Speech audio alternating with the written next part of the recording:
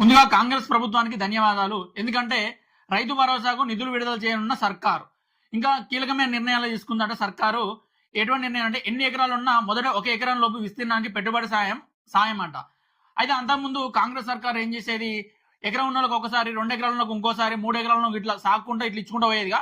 అయితే రేవంత్ రెడ్డి గారికి ఏమనిపించిందంటే రైతులకు ఏదో చేసినామని చెప్పి తృప్తి ఉండాలని చెప్పి తుమ్మరావుని రేవంత్ రెడ్డి గారికి అనిపించి ఏం చేశారంటే, అట్లా కాదు, మనం ఈసారి ఎన్ని ఎకరాలు ఉన్నా మంచిదే కానీ ఎకరం మొదటి విడతగా అని చెప్పి ఆలోచన చేసినట. 22 తారీఖు మొదటి విడత నిధులు విడుదల చేస్తున్నారు. అయితే రెండో విడత ఏప్రిల్లో మొదటి వారంలో, తర్వాత మూడో విడత ఏప్రిల్ నెలాఖరులో, మేలో ఇట్లా ఇస్తారంట.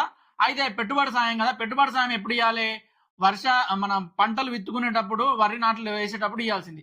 అయితే అది ఇప్పుడు ఇస్తున్నారు. సరే, మళ్ళీ ఇంకో పెట్టుబడి సాయం మరి ఇవి ఇచ్చుకుంటే వరకే నీకు జూన్ వస్తుంది. మరి మళ్ళా వానాకాలం మళ్ళీ పంటలకు మళ్ళీ ఎప్పుడు ఇస్తారు, ఇయ్యరు. ఇదైతే కష్టం. ఈసారి ఏం చేస్తారంటే ఇది కూడా ఫస్ట్, సెకండ్, థర్డ్ అవి వరకు 4 ఎకరాలు అవుతాయి కదా, 4 ఎకరాలు అయినాక ఇది కూడా ఎగ్గొట్టేస్తారు. కాంగ్రెస్ ప్రభుత్వం ఎప్పుడైనా బాగా ఆలోచిస్తుంది. ఎట్లాంటి ఆలోచన అంటే ఎట్లా ఎగ్గొట్టాలి, లబ్ధిదారులకు డబ్బులు ఎట్లా ఎగ్గొట్టాలనే ఆలోచన ఎక్కువ ఉంటుంది. ఇది ఎక్కడ ఏ పథకం చేసినా, ఎక్కడ చేసినా ఏదో ఒక తిరగసు పెట్టడం, ఎగ్గొట్టడమే చేస్తుంది. ఇప్పుడు ఏమైనా పథకం ప్రవేశపెట్టే ముందు కూడా పైలట్ ప్రాజెక్ట్ అని కాలయాపన చేయడం కూడా ఈ కాంగ్రెస్ ప్రభుత్వానికి ఉన్న నైజం.